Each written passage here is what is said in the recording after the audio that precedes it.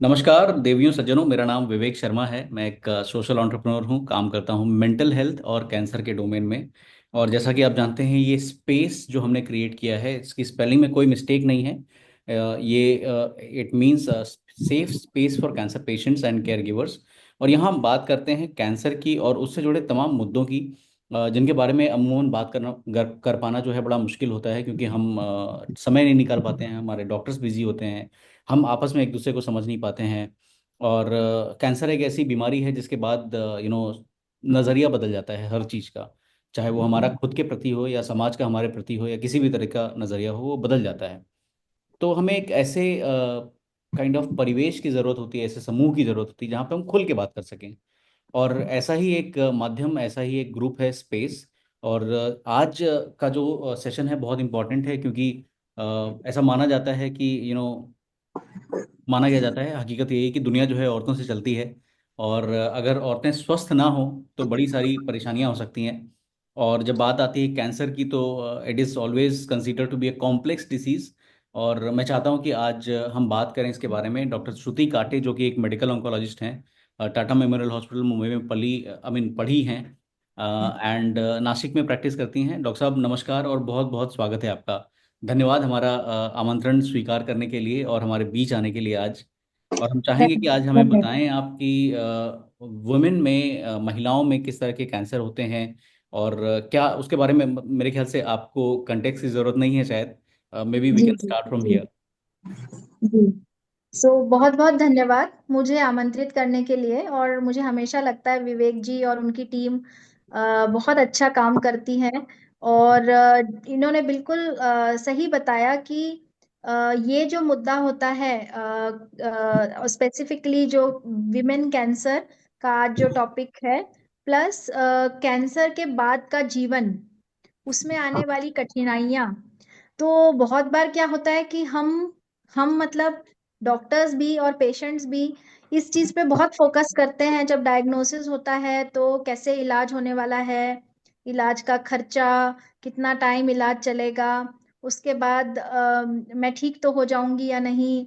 लेकिन जब हम ठीक हो जाते हैं कैंसर से, उसके बाद हमारी लाइफ में क्या कोई परिणाम होता है, उससे हम कैसे जूझते हैं, किस तरह से हमें उसमें मदद मिल सकती है, क्या इसमें कुछ दवाइयों का रोल है, क्या इसमें काउंसलिंग का रोल है, ये सारी चीजें जो आवाज हैं, आई विल से कि ये आवाज सबसे ज्यादा आवाज बस। निग्लेक्टेड एस्पेक्ट है ऑफ कैंसर ट्रीटमेंट।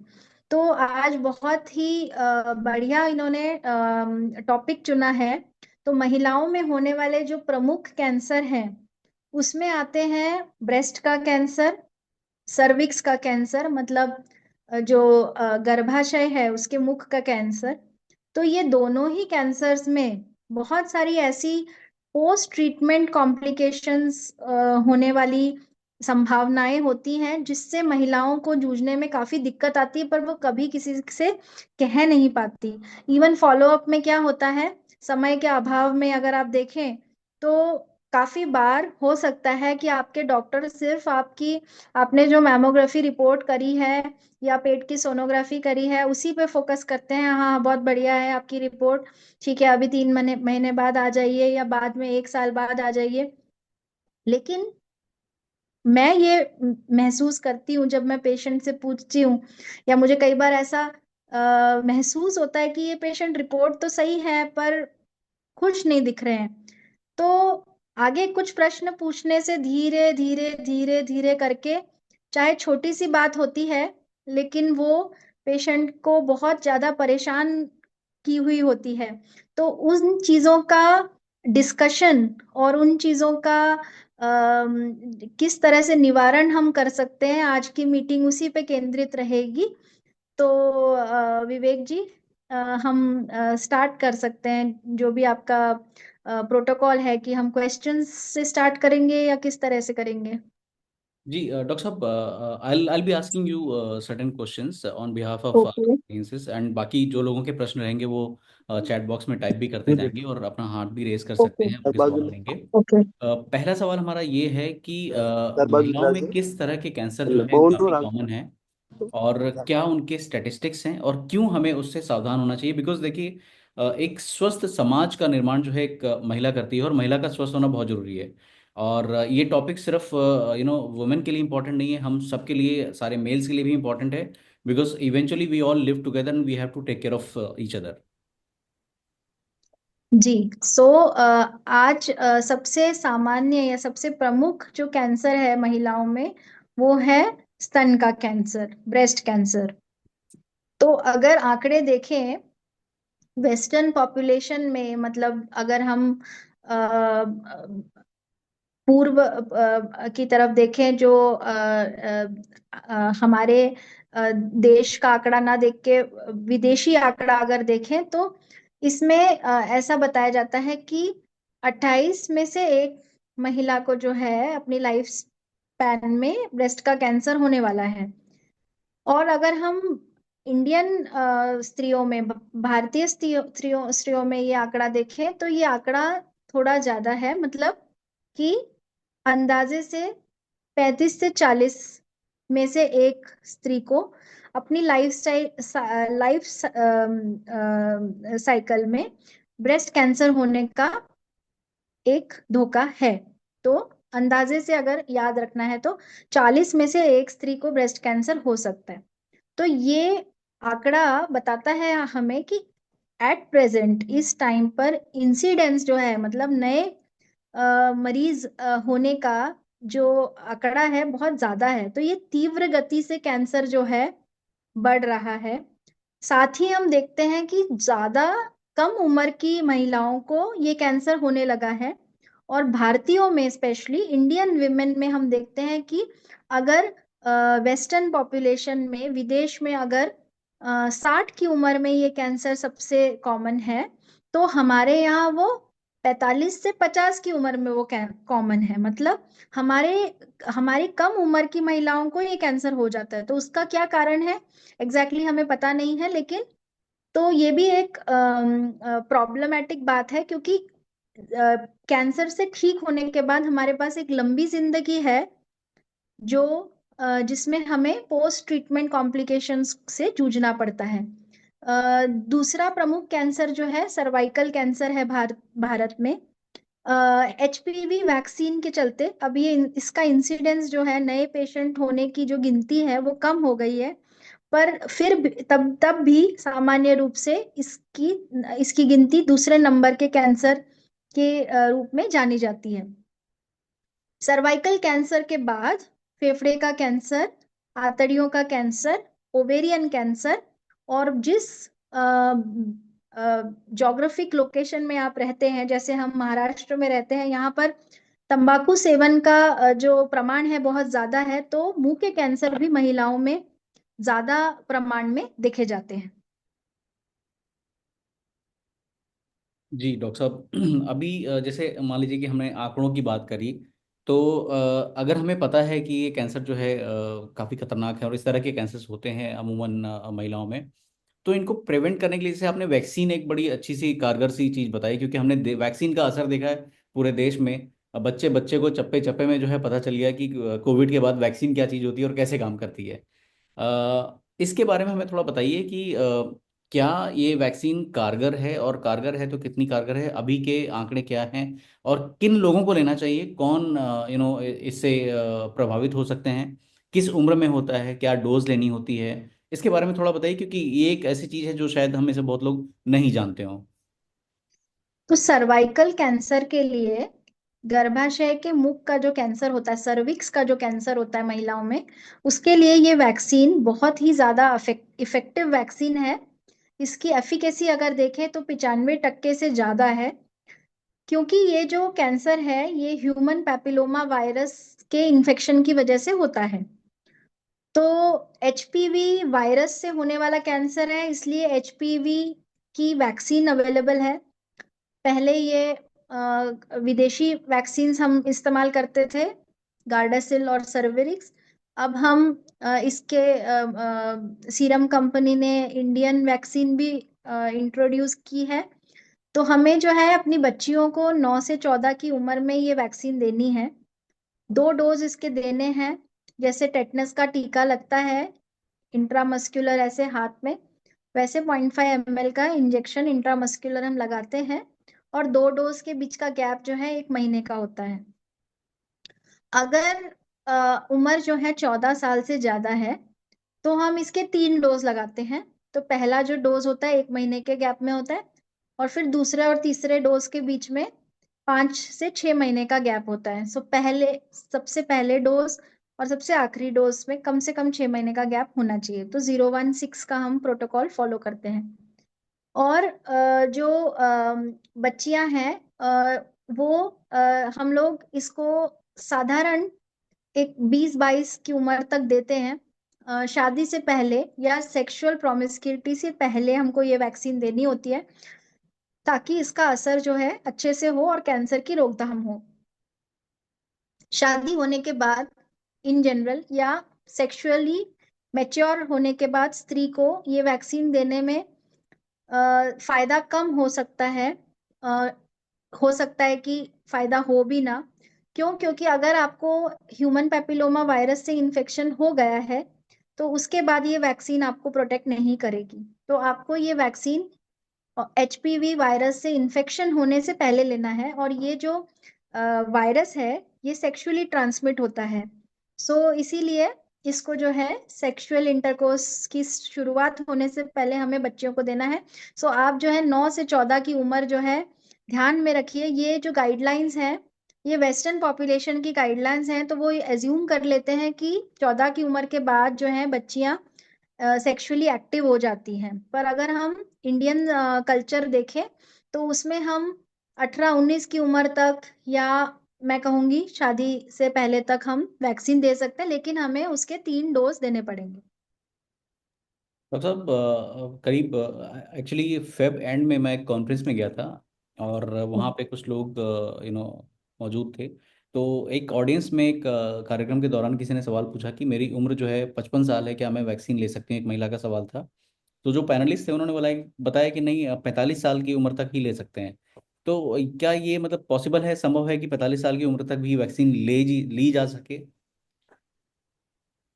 एक्चुअली क्या है, ये गाइडलाइंस जो स्टडी कंडक्ट की गई थी उसके हिसाब से, so they had studied the vaccine in sexually active women. अभी इसीलिए उन्होंने उसमें 45 का कट ऑफ जो है लगाया था।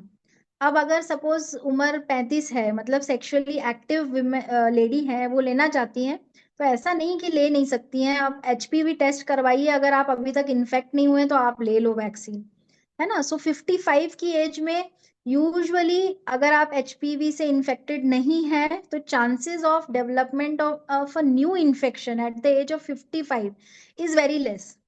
तो इसलिए हम एडवाइस करेंगे कि नहीं लेना चाहिए उस एज में वैक्सीन। जी, थैंक यू डॉक्टर साहब। एक सवाल है, क्योंकि काफ़ी रेलेवेंट है इस टॉपिक से, ही तो हम अभी ले लेते हैं। If someone has undergone total hysterectomy, can vaccine still be advisable? जो सर्विक्स होता है that is spared in hysterectomy. So इसीलिए वैक्सीन तो लेना चाहिए। At the same time human papilloma virus जो है उसका प्रोटेक्शन है ना, वेजाइनल कैंसर्स, वल्वर कैंसर्स, मतलब जो एक्सटर्नल जेनिटेलिया के भी जो कैंसर्स होते हैं स्त्रियों में, उसमें भी उसकी भी रोकथाम करते हैं। फिर कुछ तरह के एनल कैंसर कैंसर भी होते हैं जिसमें ह्यूमन पैपिलोमा वायरस के कुछ स्ट्रेन्स जो हैं वो एक्टिव होते हैं। तो इसीलिए वैक्सीन लेना चाहिए। जी डॉक्टर साहब, आपने बताया कि इसे एसपीवी अगर किसी का पॉजिटिव है, मतलब अगर मान लीजिए स्क्रीनिंग पे किसी को पता चला, हम्म। तो क्या ये जरूरी है कि जिसका भी एचपीवी पॉजिटिव हो उसको कैंसर ही हो? नहीं नहीं, ये बिल्कुल जरूरी नहीं है। फिर एचपीवी के बहुत सारे स्ट्रेन्स होते हैं, जैसे कुछ लो रिस्क स्ट्रेन्स होते हैं, कुछ हाई रिस्क स्ट्रेन्स होते हैं। तो जो 16, 18 और आई गेस 35, 36, ये जो कुछ स्ट्रेन्स है ना, ये बहुत high risk of development of cervical cancer में ऑलरेडी प्रूवन है। तो ये स्ट्रेन का इन्फेक्शन है, तब भी ऐसा नहीं है कि अगर 10 महिलाओं को इस स्ट्रेन से इन्फेक्शन है तो 10 के 10 को जो है कैंसर होगा ही। बट यस इट हैज, मतलब अगर आप उल्टा देखें 99.9% जो सर्वाइकल कैंसर है इट इज एचपीवी रिलेटेड। ठीक है ना। सो अगर कैंसर हुआ है तो वो एचपीवी के वजह से हुआ है। लेकिन एचपीवी का इन्फेक्शन अगर है तो हर किसी को नहीं होगा कैंसर। अगेन क्या होता है इसमें, सर्वाइकल इंट्रा एपिथेलियल नियोप्लाज्म होता है। मतलब जो वायरस है वो सर्विक्स में जख्म करता है, वो जख्म भरती नहीं है और वो बढ़ती है और कैंसर में परिवर्तित होती है। उसके भी कुछ प्रिकर्सर स्टेजेस होते हैं। इसीलिए मैं आपको आगे बताने वाली थी कि चाहे हम सर्वाइकल कैंसर की वैक्सीन ले लेते हैं तब भी स्क्रीनिंग हम करेंगे, तभी हमें उसको हम इनिशियल स्टेज में पकड़ सकते हैं। तो इस टाइम पे हमें उन स्त्रियों का स्क्रीनिंग भी करना है जिन्होंने वैक्सीन नहीं ली है, और बच्चियों का वैक्सीनेशन भी एट द सेम टाइम करना है, ताकि हम सर्वाइकल कैंसर से होने वाली जो मौतें हैं उनको हम प्रिवेंट कर सकें। सो सर्वाइकल सर्विक्स एरिया में जख्म होने के बाद उसको कैंसर में परिवर्तित होने में कम से कम 10 से 15 साल लगते हैं। तो ये जो जख्म होती है, ये जो छाला होता है, ये पैप स्मीयर टेस्ट में हम बहुत इजीली डायग्नोज कर सकते हैं। और फिर जब वो कैंसर में परिवर्तित नहीं हुआ है उस स्टेज में हम सिर्फ लोकल ट्रीटमेंट से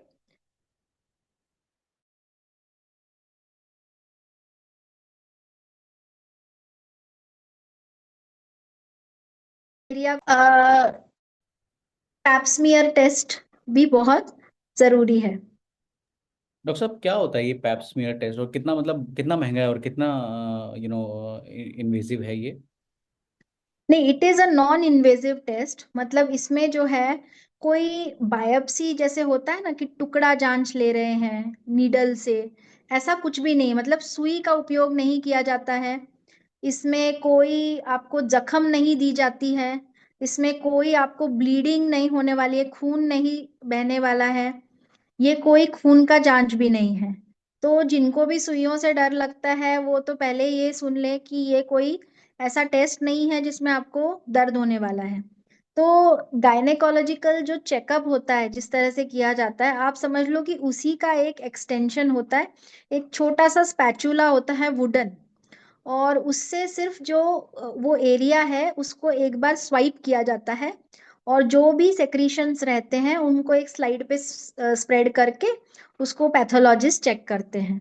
तो बिल्कुल जो है महिला को पता नहीं चलता है, ये ओपीडी बेसिस में किया जाता है। गायनेकोलॉजिस्ट जो है उनके ओपीडी के अंदर ही एग्जामिनेशन काउच पे लेट करके तुरंत ही 5 मिनट के अंदर ये टेस्ट हो जाता है, और एक दिन के अंदर आपको रिपोर्ट मिल जाती है। टेस्ट का जो कॉस्ट है वो अलग अलग होता है। काफी बार तो ये फ्री में किया जाता जाता है। समझ लीजिए मे बी 400-500 रुपए में ये टेस्ट आराम से किसी भी गायनेकोलॉजिस्ट के पास आप करा सकते हैं। बहुत उम्दा। काफ़ी अच्छी इन्फॉर्मेशन आपने दी। मेरे ख्याल से जैसा आप बता रहे थे कि स्वैब से टेस्ट, मुझे लगा जैसे कोविड में ईयरबड से वो करते थे, कुछ वैसे ही टाइप का टेस्ट है ये? तो थोड़ा सा सिमिलर है, लेकिन क्योंकि कोविड में आप मुंह के अंदर डालते हो उसको, नाक के अंदर डालते हो, आपको बहुत अनकंफर्टेबल लगता है। और हर किसी को वो टेस्ट जो है एकदम जिसे ना इरिटेशन होती है उससे, क्योंकि वो त्वचा बहुत सेंसिटिव है। तो अभी जब आप सर्विक्स में डालेंगे उसको, वजाइना के अंदर वो डाला जाता है, तो ऐसा कुछ इरिटेशन होता नहीं है। और वो स्पैचुला जो है वो बहुत छोटा सा होता है तो इतना कुछ महसूस होता नहीं है, और लुब्रिकेंट जेली का इस्तेमाल किया जाता है, तो कोई पेशेंट बिल्कुल भी अनकंफर्टेबल नहीं होती है। थैंक यू डॉक्टर साहब, बड़ी इंपॉर्टेंट बातें आपने बताई कैंसर और स्पेशली ये सर्वाइकल कैंसर के प्रिवेंशन के लिए। और डॉक्टर साहब हमारे देश में जो है मुझे ऐसा लगता है, जितने भी मैं अपने डॉक्टर फ्रेंड से बात करता हूँ तो या कॉन्फ्रेंसेस में कभी मुलाकात होती तो पता चलता है कि भाई कैंसर जो है अक्सर हमारे देश में लेट स्टेज में जो है आता है आपके पास। और ये कई बार बहुत सारे क्लिनिशियंस को फ्रस्ट्रेट करता है कि उनको, क्योंकि बड़ा अफसोस होता है कि अगर आप हमारे पास पहले आए होते तो हम कुछ कर सके होते। सो जब हम विमेन कैंसर की बात करते हैं तो क्या वो कॉमन 5-10 चीज़ें हैं जो हमारी महिलाओं को ध्यान में रखना चाहिए, या हम पुरुषों को ध्यान में रखना चाहिए कि भाई अगर ऐसी कोई चीज़ें सामने आए तो तुरंत जो है डॉक्टर के पास या सही डॉक्टर के पास जाना चाहिए? जी, तो जो प्रमुख कैंसर हैं उनके जो सिम्टम्स हैं, जो सामान्य लक्षण हैं वो हर किसी को पता होने चाहिए। तो आपको कोई लक्षण अगर आता है कैंसर का और आप तुरंत डॉक्टर के पास जाते हैं, तो प्रोबेबिलिटी मतलब आपको कम कम स्टेज में, मतलब प्राथमिक टप्पा जिसे कहते हैं, प्राथमिक स्टेज में आपका डायग्नोसिस होने की चांसेस ज्यादा हैं। स्पेशली अब हम जिसका प्रचार करते हैं, जिन सामान्य सिम्टम्स के बारे में हम बार बार बताते हैं, हम वही सिम्टम्स बताते हैं जो आमतौर से कोई भी महिला बहुत इजीली समझ सकती है। तो हम बताते हैं सबसे पहले, जैसे मैंने बताया, महिलाओं में उम्र का कोई भी बंधन नहीं है। किसी भी उम्र में आप देखें तो सबसे सामान्य जो कैंसर है वो ब्रेस्ट कैंसर है। तो कैसे हमको क्या चीज पता होनी चाहिए कि अगर वेदना ना होने वाली कोई गांठ है आपके स्तन में या बगल में, तो आपको जो है तुरंत डॉक्टर को दिखाना है। यूजुअली जो कैंसर की गांठें होती है उनमें पेन नहीं होता है। तो ये अनअवेयरनेस के वजह से या मिस अवेयरनेस के वजह से क्या होता है, वो जो कैंसरस लंप होता है, स्वेलिंग होती है, उसको जो है पेशेंट इग्नोर कर देती है, क्योंकि उनको लगता है इसमें तो कोई पेन नहीं है, ये तो मुझे कुछ कर नहीं रही है। पर जब वो सडनली एकदम बढ़ती है, तो वो फिर घबरा के बताते हैं।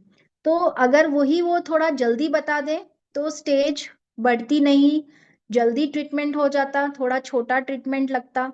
सो इस वजह से ये जानना बहुत जरूरी है कि वेदना न होने वाली, मतलब पेनलेस लंप जो है ब्रेस्ट में किसी भी उम्र में। सो मैंने सबसे कम उम्र की जो लेडी देखी है वो 21-22 साल की ही थी। ऐसे दो मेरी पेशेंट्स हैं जो कि अनमैरिड है और उनको ब्रेस्ट कैंसर हुआ। सो इसीलिए बिना किसी एज के लिमिट को ध्यान में रखते हुए हमें ये समझना है। स्पेशली प्रेगनेंसी के बाद हम इतने पेशेंट देखते हैं, क्योंकि प्रेगनेंसी में क्या होता है कि वो गांठ जो है वो बहुत तेजी से बढ़ती है हॉर्मोन्स के इम्पैक्ट में। और तभी आपको जो है ना, घर के नुस्खे बताने वाले या सलाह देने वाले बहुत लोग होते हैं जो कहते रहेंगे आपको कि ये दूध की गांठ है तो कुछ मत डॉक्टर के पास जाओ। लेकिन वो दूध की गांठ नहीं होती है, वो कभी कभी कैंसर भी हो सकता है।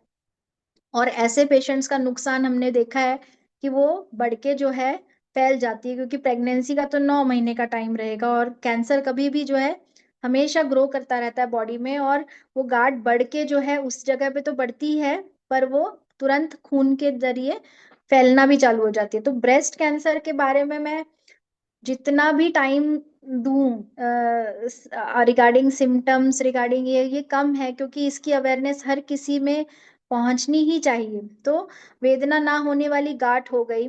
फिर अगर आप अपने ब्रेस्ट में कोई एसिमेट्री देख रहे हैं, आपको लगता है एक तरफ का निप्पल जो है ऊपर हो गया है या अंदर को चला गया है, या आपको लग रहा है कि ब्रेस्ट की जो त्वचा है वो अलग लग रही है, थोड़ी सख्त सी हो गई है, संतरे के छिलके जैसी हो गई है, तो ये सब सिम्टम्स हैं। ये भी कैंसर के सिम्टम्स हैं। ये थोड़े लेट आते हैं, सबसे पहले तो गांठ आती है।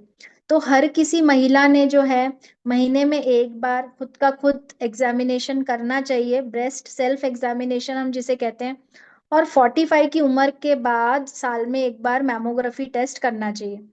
अभी सामान्य लक्षण जानना तो है ही जरूरी, बट उसके साथ अगर हमें कोई लक्षण नहीं है तो हम क्या कैंसर को जल्दी डायग्नोज कर सकते हैं? बिल्कुल कर सकते हैं। ब्रेस्ट कैंसर में आप मैमोग्राफी में आप एबनॉर्मल एरिया देख सकते हो, एबनॉर्मल कैल्सिफिकेशन देख सकते हो। जब गांठ शरीर में बनी नहीं है उससे पहले भी आप उसको आइडेंटिफाई कर सकते हो। तो मैमोग्राफी हर किसी ने करानी होती है, 45 की एज के बाद वो करानी चाहिए, और साल में एक बार। फिर सर्वाइकल कैंसर के लिए बहुत ज्यादा जरूरी है ये समझना कि एक बार अगर आपके महीने रुक चुके हैं, मतलब मीनोपॉज आ गया है, तो मीनोपॉज के बाद होने वाली ब्लीडिंग उसको कहते हैं पोस्ट मीनोपॉजल ब्लीडिंग। मतलब महीना रुक गया था, 2-3 साल हो चुके हैं और अचानक पीरियड आ गया, महीना आ गया, मतलब वेजाइनल ब्लीडिंग हो गई। तो ये ब्लीडिंग एकदम एबनॉर्मल है, इसमें कोई दो राय नहीं है कि आपको तुरंत डॉक्टर के पास जाना चाहिए। ये गर्भाशय का कैंसर हो सकता है, ये गर्भाशय के मुंह का कैंसर हो सकता है, सर्वाइकल कैंसर हो सकता है। तो काफी फीमेल्स को ये पता नहीं होता है कि ये एबनॉर्मल ब्लीडिंग है, थोड़ी उनको शर्म आ रही होती है, कई बार उनको कॉन्शियसनेस हो जाती है और वो ये सिम्टम जो है बताते नहीं है। Eight the same time post menopausal bleeding के साथ ही इंटरमेंस्ट्रुअल ब्लीडिंग, मतलब दो पीरियड्स के बीच में अचानक ब्लीडिंग हो गई, दैट इज ऑल्सो एबनॉर्मल। संभोग के बाद ब्लीडिंग, मतलब सेक्सुअल इंटरकॉर्स के बाद अगर ब्लीडिंग हुई है तो काफी बार वो भी एबनॉर्मल हो सकती है। फिर lower abdominal pain, abnormal discharge, वो भी कई बार सर्वाइकल कैंसर का सिम्टम, लेट सिम्टम हो सकता है। फिर मुंह में कोई भी छाला जो है जो ठीक नहीं हो रहा है, वो मुंह के कैंसर का सिम्टम हो सकता है, स्पेशली अगर आप तंबाकू खाते हैं तो। एबनॉर्मल ब्लीडिंग कहीं भी, मतलब पेशाब में खून आया है, स्पेशली अगर दर्द नहीं हो रहा है, पेनलेस ब्लीडिंग है पेशाब के अंदर, पेनलेस हिमेचूरिया आपको हुआ है, तो वो जो पेशाब की थैली का कैंसर हो सकता है, किडनी का कैंसर हो सकता है। ये बहुत स्पेसिफिक सिम्टम होते हैं जिनको कभी भी नजरअंदाज नहीं करना चाहिए। काफी बार क्या होता है कि संडास में जो, मतलब शौच के टाइम होने वाली ब्लीडिंग होती है, उसको नॉर्मल लिया जाता है कि ये तो पाइल्स की ब्लीडिंग है। पर उसका चेकअप जरूर होना चाहिए कि वो सच में पाइल्स है या आंतड़ियों के अंत के हिस्से में, रेक्टम में होने वाले किसी छाले से होने वाली ब्लीडिंग है। सो एबनॉर्मल ब्लीडिंग किसी भी ऑरिफिस से हो रही है, that could be due to cancer. फिर कोई भी गांठ है आपको शरीर में, चाहे नेक में हो, बगल में हो, पेट में हो, it can be because of cancer. कम उम्र के जो एडोलेसेंट बच्चे होते हैं उसमें लिम्फोमा नाम का एक बीमारी है, उसको इग्नोर नहीं करना चाहिए, वो बच्चे पूरी तरह से ठीक हो जाते हैं। ठीक है। और इसी इसी एक्सटेंशन में बोलूंगी कि जो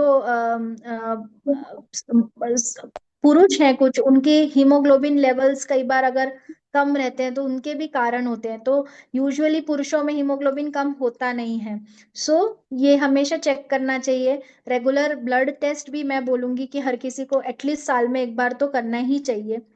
आंतड़ियों में होने वाले छाले की वजह से मोशंस में, शौच में ब्लीडिंग हो जाती है, तो उसका भी ध्यान रखें।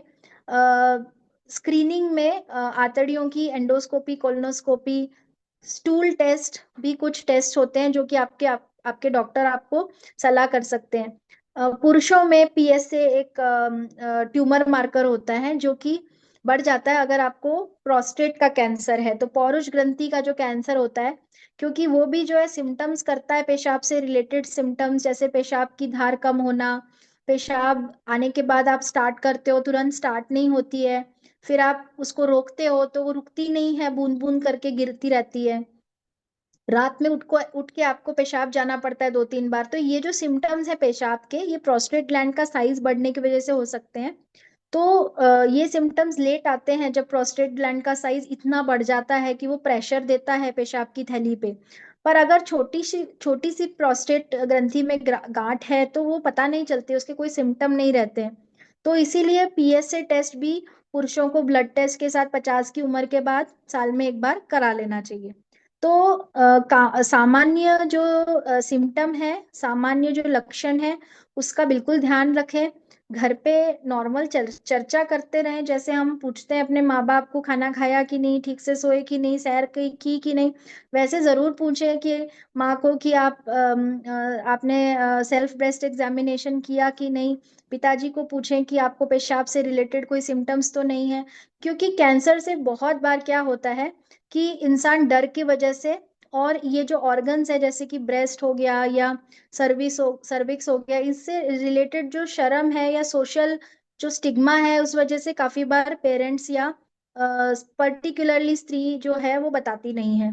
तो इसलिए ज्यादा से ज्यादा हम जो है इसके बारे में बात करें, जैसे हम रेगुलरली बात करते हैं ब्लड टेस्ट कराने का, वैसे ही हमें मैमोग्राफी कराने का भी बात, कराने की बात भी घर में करनी चाहिए। जी थैंक यू डॉक्टर साहब, आपने बड़े विस्तार से बताया ये सारी चीज़ें, और मुझे लगता है कि बहुत अहम है इन सारी बातों को समझना। बिकॉज हम अपने आसपास में भी देखते हैं कि जैसे आपने बताया कि शर्म की वजह से कई बार लोग रिपोर्ट नहीं करते हैं, चाहे वो गांठ हो या किसी भी तरह की एबनॉर्मेलिटी हो हमारे शरीर में, उसकी वजह से गाड़ी जो है छूट जाती है और बहुत लेट हो जाता है ट्रीटमेंट के लिए भी। बड़ी अफसोसजनक बात हो जाती है फिर उस समय पे। तो और दूसरा डॉक्टर साहब, मैंने शुरुआत में भी जैसे कहा था कि बड़ी कॉम्प्लेक्स सी स्थिति होती है वुमेन हेल्थ को लेकर, क्योंकि हम उस समाज में रहते हैं कि मैंने मैंने तो देखा है, आप भी शायद रिलेट कर पाएंगी। मेरी मम्मी भी जो है सबको, पूरे परिवार को खाना, हमारे साथ कभी बैठ के वो खाना नहीं खाएंगे। वो पूरे परिवार को सबको खाना खिला लेंगे, उसके बाद फिर अकेले बैठ के खाना खाएंगी। और ऐसा होता था कि हम लोग तो मजाक में कभी उनको बोलते थे कि आप गाय हो, जो बच रहा है वो आप खा रहे हो। तो मतलब कई बार ऐसा होता है, लाइक आज भी, लाइक अगर मैं अपनी बात करूँ तो माई वाइफ ऑल्सो वेट्स कि शाम को जब मैं घर आ जाऊंगा तब वो खाना खाएंगी, उसके चक्कर में कई बार डिले हो जाता है। सो हमारे जी देश में महिलाएं जो है अपने आप को बहुत लास्ट में रखती हैं, स्पेशली जी चाहे वो फिजिकल हेल्थ हो या मेंटल हेल्थ। मेंटल हेल्थ को भी लेकर बहुत सारी बातें वो ताना बाना उनके दिमाग में जो है चलता रहता है, वो बात नहीं करना चाहती। उनको लगता है कि हम बोलेंगे तो ये तकलीफ में आ जाएंगे या परिवार में कुछ ये हो जाएगा। सो ऐसे में जब मान लीजिए कि एक तो प्रॉब्लम जैसे कैंसर डिटेक्शन की आपने बताया, ट्रीटमेंट भी चलिए हो गया, ट्रीटमेंट के बाद वो कैसे महिलाएं जो हैं वापस मेन स्ट्रीम में आई, ये बड़ा एक कंसर्न है। क्योंकि टैबू जो है, देखिए महिलाओं में अगर टैबू है तो टैबू क्रिएट करने वाले भी कहीं ना कहीं हद तक, कुछ हद तक महिलाएं ही हैं जो इस चीज को इतना एम्पलीफाई कर देती हैं कि लोगों को लगता है अरे यार जी छोड़ जाने दो, इसके बारे में बात नहीं करनी है। जैसे आपसे आई एम श्योर आए दिन या शायद रोजमर्रा आपको पेशेंट पूछते होंगे कि डॉक्टर साहब कीमोथेरेपी लगाएंगे तो मेरे बाल चले जाएंगे क्या। क्योंकि males do not bother about it, and हमारे समाज में मतलब एक पुरुष अगर गंजा है तो कोई परेशानी नहीं है, लेकिन ये महिलाओं के लिए बहुत बड़ा टैबू है। सो जी कैसे जी इलाज के बाद महिलाएं मेन स्ट्रीम में वापस जाएं, फिजिकली, सोशली, इमोशनली। जी एक्चुअली क्या है कि प्रॉब्लम ऐसा है कि हम लोगों ने, हर किसी ने अपने लिए बहुत हाई स्टैंडर्ड्स बना रखे हैं। तो वो सिर्फ ही नहीं, पुरुषों का भी ऐसा ही है कि हम अपने लिए इतने अनअचीवेबल टारगेट्स रखते हैं कि काफी बार हम अपनी ही अपेक्षाओं पे खरे नहीं उतरते हैं। और इस वजह से हम हमेशा जो है ना, किसी चीज के शोध में रहते हैं, या किसी चीज की और कुछ चीज अचीव करने के चक्कर में हम जो हमारे सामने का जो मोमेंट है उसको हम मिस कर जाते हैं। तो ये बहुत कॉमन है। स्पेशली देखा है मैंने कि अभी जो इंडियन कल्चर है, दो टाइम्स आर चेंजिंग, काफी बदल हुआ है। इन इत, ये जो कुछ ये सदी जो है इसमें और आने वाले भी कुछ समय में हम देखते हैं कि बहुत टाइम चेंज हो रहा है। लेकिन ये एक कॉमन परसेप्शन है कि जो घर की जो लेडी होगी वो अपने हेल्थ को सबसे एंड में प्रायोरिटाइज करेगी। तो इवन मैंने ये सब चीजें इतनी पास से अनुभव किया है इन चीजों का कि मुझे बहुत हैरानी होती थी जब मैंने न्यू डायग्नोज किया पेशेंट को ब्रेस्ट कैंसर, एकदम वेल ऑफ फैमिली से, मतलब socially as well as economically independent working women को मैंने जब बताया कि अब आपको जो है बायोप्सी करनी है और पेट स्कैन करना है, तो उनका पहला जो उत्तर था या प्रश्न था कि मैं, मेरे बेटे के जो है 12वीं की परीक्षा चल रही है, तो मैं 15 दिन बाद करा लूं या 3 हफ्ते बाद करा लूं। तो मुझे ऐसा लगता है कि उनकी जगह पे उनके परिवार का कोई और सदस्य होगा तो ये चीज उनके दिमाग में नहीं आएगी।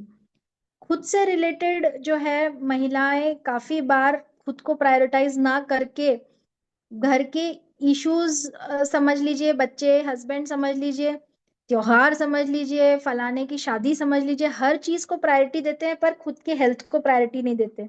वो बहुत गलत है। और ये एट द सेम टाइम पुरुषों पे भी लागू होता है कि आप काम कर रहे हैं लेकिन उस काम के पीछे आप खुद को निग्लेक्ट ना करें, सही टाइम पे खाना खाएं।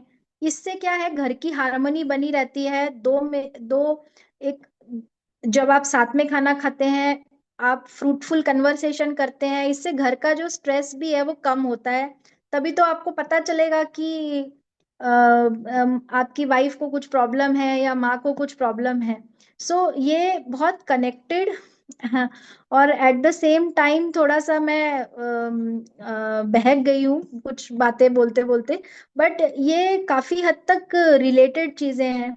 स्पेशली ब्रेस्ट कैंसर का ट्रीटमेंट होने के बाद मैंने देखा है कि एक्चुअली ये चीजें डिस्कस नहीं होती है काफी बार ओपीडी में। बट एक अनुभव शेयर करूंगी। इसमें किसी को भी जो है बुरा लगने का, या जो पुरुष हैं उनको बुरा लगने का कि मैडम ने ये क्यों बताया, लेकिन ये एक विचित्र अनुभव था मेरे लिए। इससे हम क्या सीखते हैं उस पे ज्यादा फोकस करिए। तो फॉलोअप में जो लेडी आ रही है, ब्रेस्ट कैंसर का ट्रीटमेंट हो चुका है, रिपोर्ट सब अच्छे हैं, बट पेशेंट मुझे खुश नहीं लग रही हैं। तो ऐसा क्यों हो रहा है, इसलिए मैंने कुछ सवाल पूछे।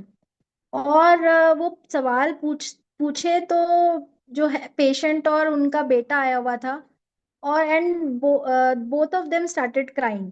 मतलब पेशेंट पहले रोना शुरू हो गए, और उसके बाद उनका जो बेटा था, वो भी 20-22 साल का लड़का था, वो भी रोना शुरू हो गया।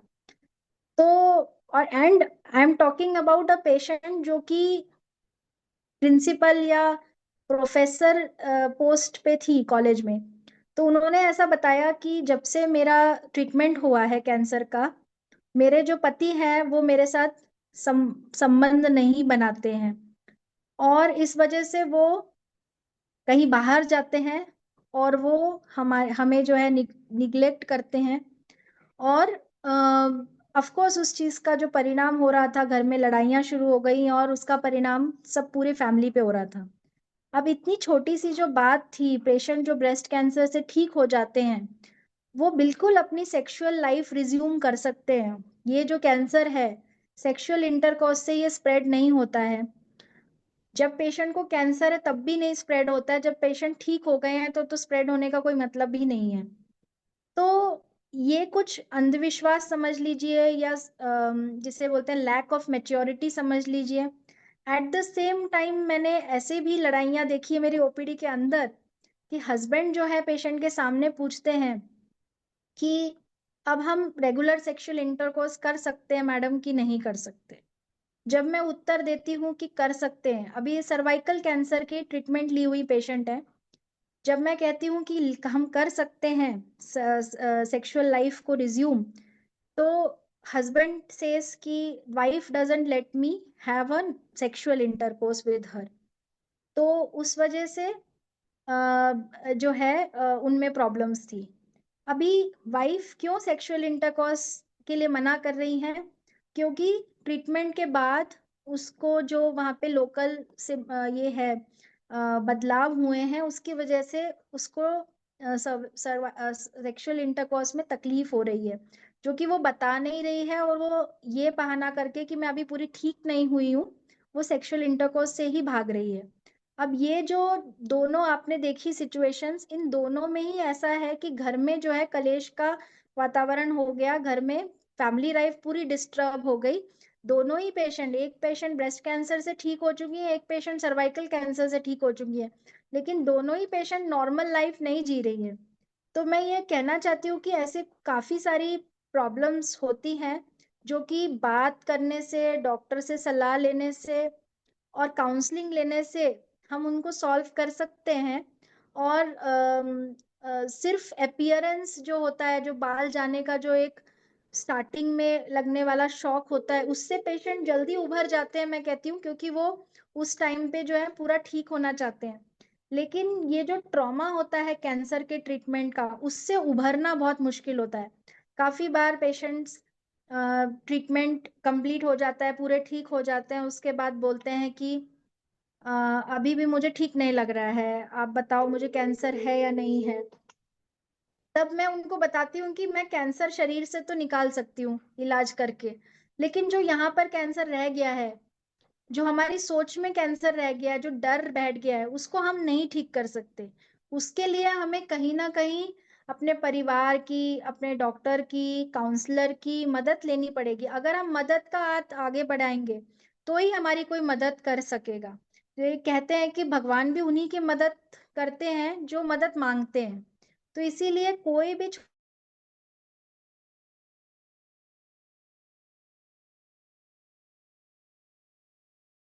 भी ट्रीटमेंट के 3-4 महीने बाद, या 3-4 महीने हो गए ट्रीटमेंट को, उसके बाद कि अब हम बच्चे के साथ बैठ के खाना खा सकते हैं या नहीं, या छोटा है बच्चा तो मैं उसको अपने हाथ से खिला सकती हूँ कि नहीं।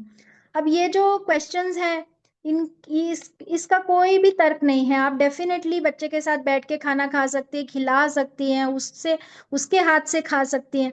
तो ये सारी चीजें जो हम अपने मन में बिठा लेते हैं, किसी को पूछते नहीं है, उसकी वजह से हम दुखी रहते हैं। तो ये सब नहीं होना चाहिए। जितने ज्यादा ऐसे पेशेंट सपोर्ट ग्रुप्स होंगे, वहां पे हमें दूसरे पेशेंट से बात करके भी कई बार समझ में आता है कि ये जो हम अनुभव कर रहे हैं, ये कोई अलग चीज नहीं है, ये सब अनुभव करते हैं। मैं जब भी डायग्नोसिस होता है पेशेंट को, तो मैं बोलती हूँ कि अभी आपको डर लगेगा, अभी आपको बुरा लगेगा, ये तो बहुत लगेगा कि भगवान, मैं मुझे क्यों चुना, मुझे क्यों दे दिया कैंसर। और ये जो इमोशंस हैं ये सब नॉर्मल है। तो अगर मेरे सामने कोई रोबोट बैठा होगा तो मैं बिल्कुल अपेक्षा रखूंगी कि रोबोट को कोई भी ये जो इमोशंस हैं वो नहीं आएंगे। लेकिन मेरे सामने रोबोट नहीं बैठा है, पेशेंट बैठा है, इंसान बैठा है। तो चाहे वो स्त्री हो या पुरुष हो, उसको ये सारी जो भावनाएं हैं इससे गुजरना पड़ता है। तो हमें ये सब एक्सेप्ट करना चाहिए, और हमें ये भी एक्सेप्ट करना चाहिए कि अभी हमें आगे क्या है हमारे लिए। अगर हमें कैंसर हुआ है तो हम उसकी ट्रीटमेंट करने से ठीक हो सकते हैं। अगर हमें ऐसा कैंसर हुआ है जिससे हम पूरे ठीक नहीं हो सकते, तो भी हम ट्रीटमेंट लेके अपने जो सिम्टम्स हैं उनको कम कर सकते हैं, अपनी लाइफ को बढ़ा सकते हैं, हमारे परिवार के साथ हम और ज्यादा टाइम बिता सकते हैं। तो बहुत जरूरी है कि हम बात करते रहें, और स्पेशली डॉक्टर को हमेशा जो है अपना कॉन्फिडेंट बनाए, अपने जो भी डर हैं उन्हें हमें जरूर बोल के पूछना जरूरी चाहिए। Thank you so much doctor साहब, इतनी सारी बातें हमसे करने के लिए। वी कैन सी दैट आपका शेड्यूल काफ़ी बिजी है, फ़ोन भी आ रहे हैं। डिस्पाइट दैट आपने एक ओपीडी के दिन पे हमारे साथ इतना समय व्यतीत किया, और we are very grateful to you. और हम आशा करते हैं कि काफ़ी सारे जो भ्रांतियां हैं, मिथ्स हैं, हमारी दूर हुई होंगी, और एक पर्सपेक्टिव हमें समझ में आया होगा। और ये वीडियो जो है हमारे सोशल मीडिया पे भी जाएगा। और अगर आपको लगता है कि आपको आपके मन में कोई ख्याल है, कुछ पूछना चाहते हैं, तो आप बिल्कुल बिंदास पूछिए। Doctor Shruti is very cooperative and she has been always a help. जब भी डॉक्टर साहब ने बताया कि मदद मांगी, और मैं इनसे बार बार मदद मांगता हूँ और ये मदद करती हैं, तो आपकी भी मदद करेंगी। Thank you so much doctor साहब। हमारे साथ डॉक्टर उर्वशी प्रसाद हैं, जो कि एक there is one question, I think it has come, other cancer in male and some post op, yes, we will talk in our we'll try and take this in our next episode. आप जुड़े रहिएगा space से। Urvashi ji, if you are there, if you can share some perspective, because आप policy से आती हैं, और क्योंकि वुमेन हेल्थ जो है एक बहुत इम्पॉर्टेंट चीज़ है, जिसके बारे में सरकार भी बात कर रही है, और काफ़ी सारा काम करना चाहती है। तो आपके क्या ख्याल हैं इस बारे में, और क्या लगता है आपको कि कैसे स्पेस जो है इस मुहिम का एक हिस्सा बन सकता है? उर्वशी जी, आप हैं? हाँ जी जी विवेक जी, मैं यही हूँ। और मैं सुन भी रही थी डॉक्टर श्रुति ने जो बातें की, सब बहुत ही इम्पोर्टेंट बातें हैं। क्योंकि बात तो हेल्थ की है, कैंसर की है, लेकिन ये जो सारे सोशल इश्यूज हैं, ये बहुत ज़्यादा रोल प्ले करते हैं। सोशल माइंडसेट, फैमिली, तो ये सब बहुत बड़ी प्रॉब्लम्स हो जाती हैं, बैरियर्स भी हो जाते हैं ट्रीटमेंट लेने में या उससे बाहर निकल पाने में। तो ये चीज़ें आई थिंक बहुत, आई थिंक आज जो हमने हाईलाइट की बहुत ही इम्पोर्टेंट है। और उन्होंने खैर जैसे बताया कि जो कैंसर्स हैं, उन्होंने ब्रेस्ट सर्वाइकल कैंसर की बहुत एक्सटेंसिवली बात की। अम, और लेकिन अभी तो जो लंग है वो शायद स्टेटिस्टिक्स में हमें थोड़ा नीचे दिख रहा है, लेकिन मुझे तो वो बहुत ऊपर अब जाता हुआ नजर आ रहा है। और क्योंकि हमारे यहाँ पोल्यूशन इतना है, प्रदूषण हर प्रकार का है, तो चाहे हम खुद भी नॉन स्मोकर हो जाएं। अब जैसे मेरे केस में तो मैं हूँ नॉन स्मोकर, लेकिन आप नॉन स्मोकर हो, आप अच्छी लाइफस्टाइल भी जिए, लेकिन अब ये एनवायरमेंटल फैक्टर्स भी हमारे लिए बहुत बड़े होते जा रहे हैं। तो गवर्नमेंट की तरफ से, पॉलिसी की तरफ से, क्योंकि ये एक इंडिविजुअल नहीं कर सकता है। मैं दिल्ली का AQI अकेले में मैं ठीक नहीं कर सकती हूँ। या अगर पानी में कंटामिनेशन है या खाने में कंटामिनेशन है, तो ये चीज़ें जो पब्लिक हेल्थ में आती हैं, इनको पॉलिसी के पॉइंट ऑफ व्यू से बहुत पुश करने की ज़रूरत है, क्योंकि ये एक इंडिविजुअल पेशेंट के रिमेट से बियॉन्ड है। तो इसीलिए मुझे लगता है कि ये जो कैंसर्स हैं एनवायरमेंटल, ये अब ऑन द राइज हैं very much. Non smokers, young non smokers, young females, मेरा तो जो म्यूटेशन है एल्क, वो बहुत ज़्यादा जब रेयर है, लेकिन फिर भी जितने नंबर्स में होता है उसमें जो फीमेल्स हैं, यंग फीमेल्स हैं, उसमें काफ़ी हाई उसका परसेंटेज होता है। तो अब इस तरह की चीज़ें हैं जिसमें अभी रिसर्च की बहुत ज़रूरत है, क्योंकि हमारी नॉलेज भी बहुत लिमिटेड है। काफी सारी इन बीमारियों में। तो इसलिए मुझे लगता है कि वो तो हमें पॉलिसी के लेंस से उसको पुश करने की ज़रूरत है। लेकिन अवेयरनेस के पॉइंट ऑफ व्यू से भी लोगों को अवेयर होने की ज़रूरत है कि क्योंकि लंग कैंसर आप देखिए कोई सिस्टमैटिक स्क्रीनिंग जैसी चीज़ है नहीं हमारे देश में। तो ब्रेस्ट कैंसर के लिए तो चलिए आप फिर भी कर सकते हैं, कुछ सर्वाइकल के लिए बहुत अच्छे ऑप्शंस आ गए हैं, प्रिवेंशन के भी आ गए हैं, लेकिन लंग अगर आप देखें तो कोई स्क्रीनिंग एज सच नहीं है। और अगर आप नॉन स्मोकर हैं तो आपको यही लगता है कि भाई अब मुझे थोड़ी ना होगा लंग कैंसर। लेकिन अब ये जो चीज़ है ये पूरी बदल चुकी है, क्योंकि आज की डेट में हमारी सिटीज में कोई भी नॉन स्मोकर नहीं है। क्योंकि आप 10 से 15 सिगरेट दिन के ऐसे ही आपके अंदर धुआं जा रहा है। तो आई थिंक ये इश्यूज लोगों को भी अवेयरनेस होने में बहुत ज़रूरी है। महिलाओं को खास तौर से कई बार जब लंग का, जैसे अब मेरे केस में लंग का कोई सिम्टम ही नहीं था, सिम्टम सारे अलग थे। क्योंकि वो ऑलरेडी जो स्टेज 4 होते हैं उनमें ही एक कई बार कैंसर्स मेजोरिटी पिकअप होते हैं। तो ऐसे भी कैंसर होते हैं जहाँ हो सकता है कि आपको हो ही नहीं रहा है कोई सिम्टम, जहाँ ना स्क्रीनिंग है ना आपकी वो लाइफस्टाइल फैक्टर्स कोई उससे मैच करती हैं। तो इसमें आप कर तो बहुत कम सकते हैं एट दिस पॉइंट जो हमारी लेवल ऑफ नॉलेज है। लेकिन वो अवेयरनेस रखना बहुत ज़रूरी है कि ऐसी भी कोई चीज़ हो सकती है। तो कोई भी आपको सिम्टम होने लगे, चाहे वो कितना भी जेनेरिक भी हो, और आपके किसी पर्टिकुलर ऑर्गन से लिंक ना भी हो, लेकिन उसकी भी जांच कराना बहुत ज़रूरी है, क्योंकि वो क्या से क्या निकल जाए वो हमें नहीं पता है। क्योंकि वो तो अब मेरे साथ हो ही चुका है, तो इसीलिए मैं तो एक लाइव एग्जाम्पल हूँ उस चीज़ का। तो आई थिंक उन चीज़ों के बारे में भी लोग अवेयरनेस रखें तो बहुत अच्छा होगा। बाकी तो आई थिंक आज ऑलरेडी बहुत चर्चा हुई है, और अगली बार जैसे सजेशन भी आया है कि हम मेल कैंसर्स को भी और ले सकते हैं, और तरह के कैंसर्स के बारे में और डिटेल से बात कर सकते हैं। तो again thank you very much both to doctor Shruti and आपका भी Vivek ji as always for steering this whole thing. And I am sure people have benefited, आज बहुत लोगों को फायदा हुआ है। और ऐसे ही हम और सेशंस करते रहेंगे स्पेस के, लेकिन पॉलिसी में भी इश्यूज उठाते रहेंगे, क्योंकि मेरा वो भी एक एफर्ट रहता है कि पेशेंट्स में अवेयरनेस बढ़े, लेकिन साथ साथ जो पॉलिसी स्पेस है उसमें भी लोगों में अवेयरनेस बढ़े कि हमें ये जो पब्लिक हेल्थ फैक्टर्स हैं, एनवायरमेंटल फैक्टर्स हैं, इनको खास तौर से बहुत अर्जेंटली टैकल करना है।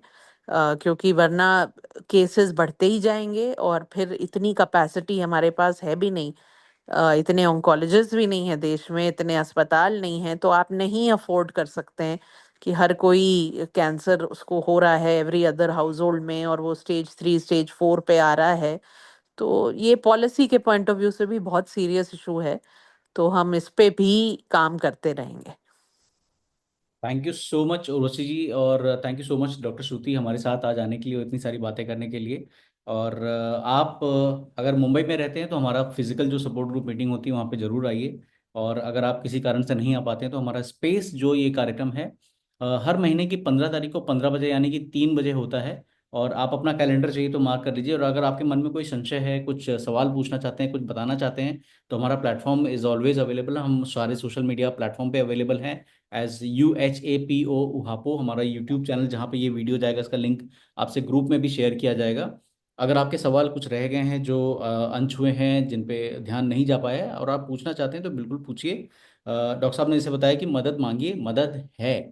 हमें सिर्फ एक हाथ बढ़ाने की देर होती है, क्योंकि दूसरे सामने वाले को हाथ हाथ को तभी पता चलेगा कि जब आपको ज़रूरत है, और हमें जब वो चीज़ समझ आए। और आप कहीं मत जाइएगा, स्पेस से जुड़े रहिए, क्योंकि ये सेफ स्पेस है कैंसर पेशेंट्स और केयर गिवर्स के लिए। हम बने रहेंगे साथ में और फिर मिलेंगे, ढेर सारी बातें करेंगे। धन्यवाद आज जुड़ने के लिए। Thank thank you you. Doctor. Thank you. Thank thank you doctor. Thank thank you. Thank you.